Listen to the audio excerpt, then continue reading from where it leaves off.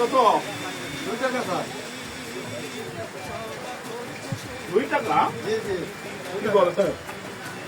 এর অন্য দোকানে 5 টাকা, এর 2 টাকা। না আমি 2 টাকা করে বেচি স্যার। এটা ভালো জিনিস। আর 2 টাকা।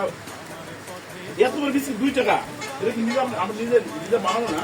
হ্যাঁ এটা মানে ওই একটু সাশ্রয়ী। হ্যাঁ নিজেরা ফ্যাক্টরি আছে, মানে নিজে বানায় করে দোকানে বিক্রি করে। হ্যাঁ মশলা ময়দা ভাই, আপনি এর দাম 2 টাকা।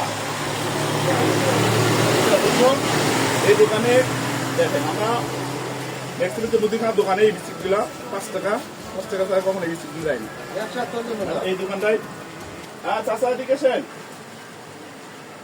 এটা আপনি নিজে কি বানান? জি জি।